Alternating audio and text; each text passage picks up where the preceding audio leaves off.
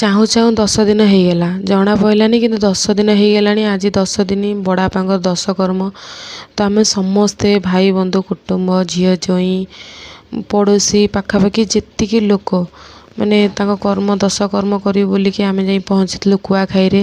ଆଉ କୁଆଖାଇରେ ଏତେ ପାଣି ଯେ କୁହନ୍ତୁନି ଆମେ କ'ଣ ମାନେ ସେଠି କରିବୁ। ଡର ବହୁତ ଲାଗୁଥାଏ। ମୋ ପୁଅକୁ ମୁଁ ନେଇଯାଉଥାଏ କାରଣ ଛୋଟ ପିଲାଟା ମୁଁ ଧରିଛି, ଆଉ ମୋ ନଣନ୍ଦ ବି ତାଙ୍କର ଛୋଟ ପୁଅକୁ ନେଇଯାଇଥାନ୍ତି।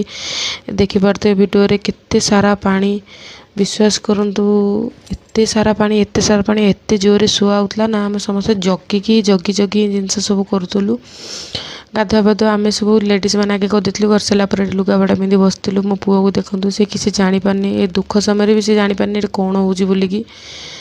ଏଠି ବଡ଼ କନ୍ଦା କଟା ବି କରୁଥିଲେ, ଭଲ ଲାଗୁନଥିଲା କିଛି। ତାପରେ ଏଠି ଲାଷ୍ଟରେ ମୋ ଦିଅର ଅଭି ମାନେ ବଡ଼ବାପାଙ୍କ ପୁଅ ଯିଏ, ସିଏ ଲାଷ୍ଟରେ ମାନେ ଗାଧୋଇ ସାରିଲା ପରେ ହିଁ ଯାଇ ଆମ ଦଶକର୍ମଟା ସମ୍ପୂର୍ଣ୍ଣ ହେବ। ଗାଧୋଇ ପାଧୋଇ ସାରିଲା ପରେ ଏଠି ଆମେ ଘରୁ ବାହାରି ବୁଲି ସବୁ ଶୁଦ୍ଧି ହେଉଛୁ। ନନା ଏଠି ମନ୍ତ୍ର ପଢ଼ୁଛନ୍ତି ସମସ୍ତଙ୍କୁ, ମାନେ ପାଣି ଯେଉଁ ଛିଞ୍ଚି ସାରିଲା ପରେ ଆମେ ଘରକୁ ଯିବୁ। ସେଠି ବି କର୍ମ ଆରମ୍ଭ ହେବ। ଆଗେ ପୁଅ ପିଲା ସବୁ ଛିଞ୍ଚାଛିଞ୍ଚି କରିସାରିଲା ପରେ ଆମେ ଲେଡ଼ିଜ୍ ମାନେ ପଛରେ ଥିଲୁ। ତାପରେ ଘର ପାଖରେ ଯାଇ ପହଞ୍ଚିଲୁ। ଘରେ ବି ଯାହା ବି କର୍ମ ସବୁ ଥିଲା ସେଠି ବି ଆରମ୍ଭ ହେଲା ଘର କର୍ମ।